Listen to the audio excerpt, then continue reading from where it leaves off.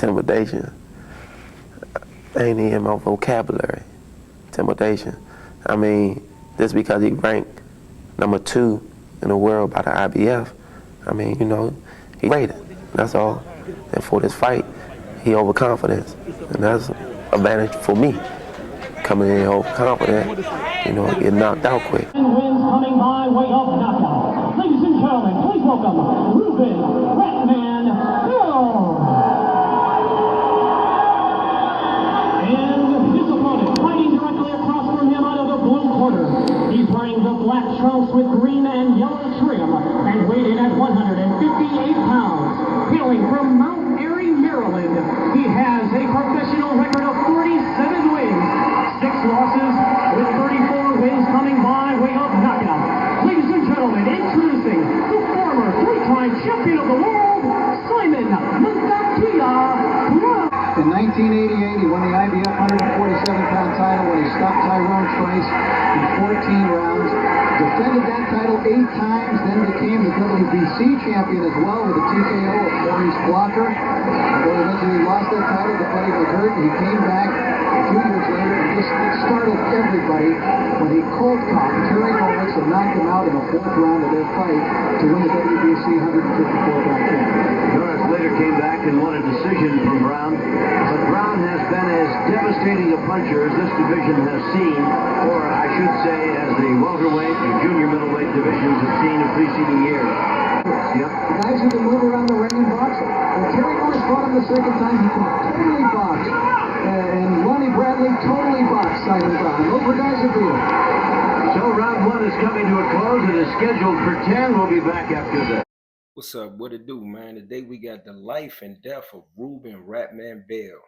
It's a story of talent, turmoil, and tragedy. Reuben Ratman Bill was a man of contradictions, they say. Blessed with immense boxing talent, yet entangled in the pearls of the streets. His life was a constant balancing act between the world of professional boxing and the darker underbelly of Washington, D.C. street culture.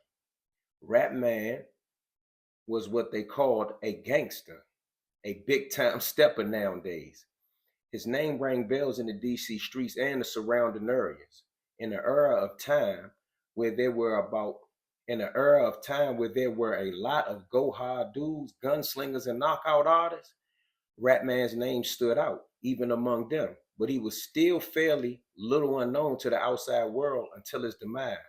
But on February 5th, 1998, his past caught up with him in the most unexpected of places, Washington Hospital Center. A promising rising star born to a stable, middle-class family in Oxon Hill, Maryland, Bill was the youngest of 4 children. His sisters doted him, and his mother ensured that he had a strong foundation. But despite this all, Bill was drawn to the streets. From a young age, he exhibited an innate talent for fighting, which eventually led him to Finley's boxing gym, where he honed his raw skills into professional caliber boxing. By 1993, Bill had turned pro, racking up an impressive record of 12-1 with 9 knockouts, managed by real estate mogul Barry Lyndon and trained by Al Scott and Leonard Langley. He seemed poised for greatness. His powerful punch and ability to command attention inside the ring had all the makings of a world champion, but outside of the ring, his choices were less disciplined, according to authorities. A life in the shadows. Bell's life was never just about boxing. From his teenage years, he had been arrested for various crimes, including armed robbery, drug possession, and assault. He had ties to the Glass Manor Crew, a street crew operating in Prince George's County and the surrounding areas. Even after gaining notoriety in the boxing world, he continued to associate with men from his past, a decision that would ultimately lead to his downfall. In 1995, Bill was arrested and charged with the murder of John Buchanan, a man who had allegedly annoyed him while driving past a fire hydrant where Bill and his friends were playing. Witnesses claimed Bill had shot Buchanan 8 times at close range, but his defense attorney, Michelle Roberts, argued that another man, a 16-year-old associate of Bill, was the shooter. The jury acquitted Bell in 1997, allowing him to return to the ring. But the damage was done. He had spent nearly 2 years behind bars at the DC jail, missing crucial years of his career. Upon his release, he vowed to stay out of trouble and reclaim his spot as a top contender. However, his attempts at rehabilitation were short-lived. Bell's most high-profile fight came in September 1997 against former world champion Simon Brown. Shout out to Simon Brown.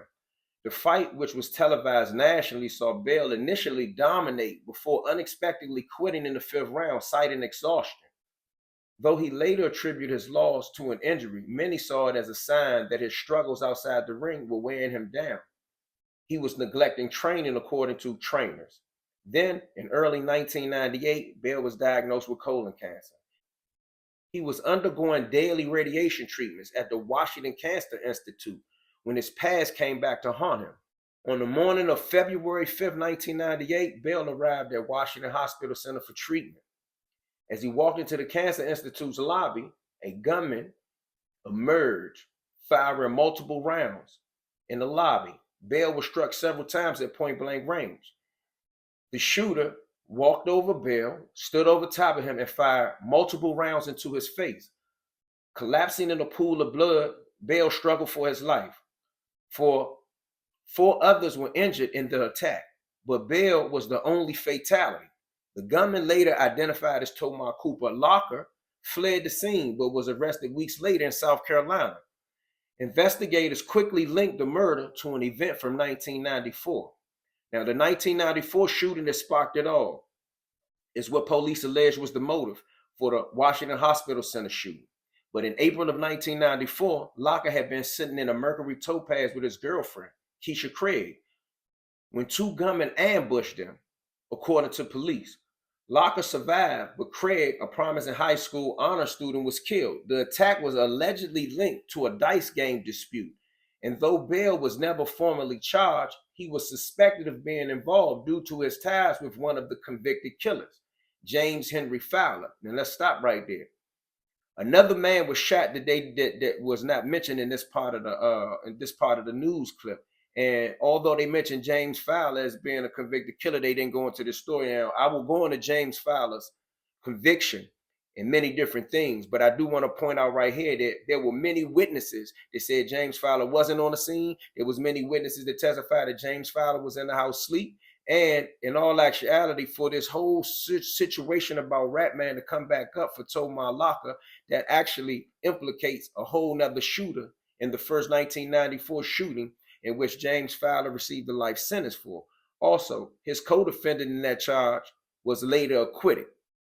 Fowler was sentenced to life in prison for the murders of Keith Antonio Smith and Keisha Craig. Another suspect, Hawthorne Southeast Williams, was acquitted, but later died in a car crash.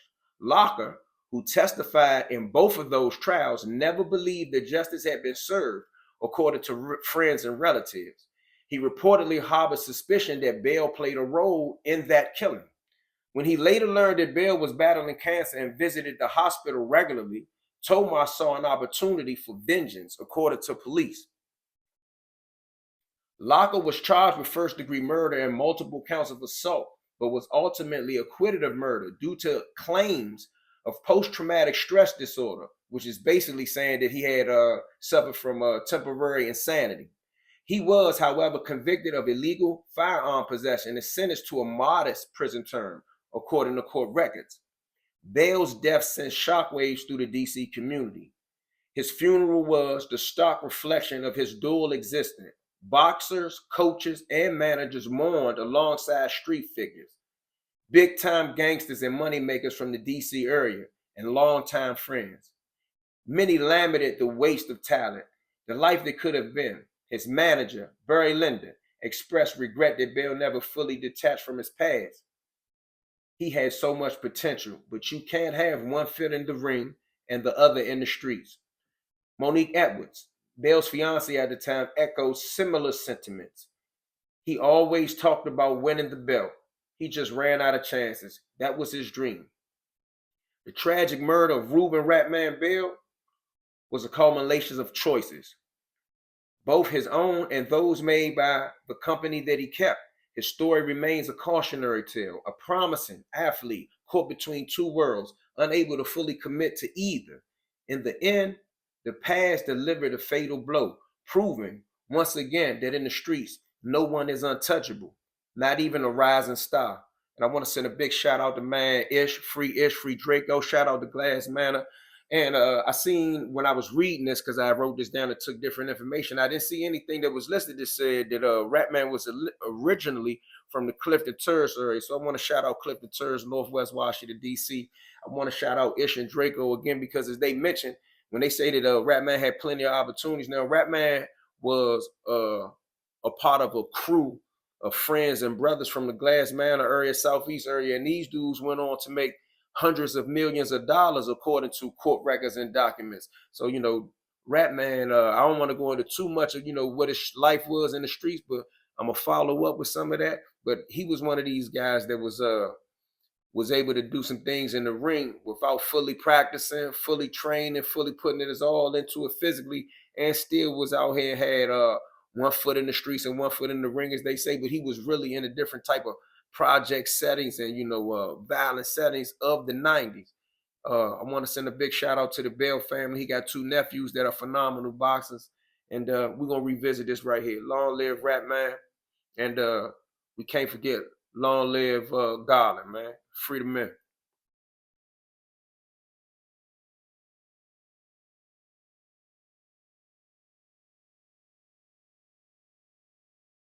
A very interesting test versus Reuben Bell, dissing Vaden from the moment he arrived here in Atlantic City. The 21-year-old Bell from D.C. has won his first 12, 9 by knockout, and he says that he will add Vaden to that KO list. Intimidation ain't in my vocabulary. Intimidation. I mean, just because he ranked number 2 in the world by the IBF, I mean, he just overrated. That's all. And for this fight, he overconfident. And that's an advantage for me. Coming in overconfident, get knocked out quick. Oh, it's great to have confidence, but that doesn't win fights. Reuben stepping up in competition tonight, but he comes into this fight with a lot on his mind and a lot to prove. And on the Castrol tail of the tape, he also recognizes he gives away a lot to the boxer and has a 6-inch reach advantage. We are in Atlantic City, and here are the rules. Weighing in at 106 pounds, from our nation's capital, Washington, D.C., he brings his undefeated record of 12-0, 9 KOs into the ring. Ladies and gentlemen, introducing Reuben Bell.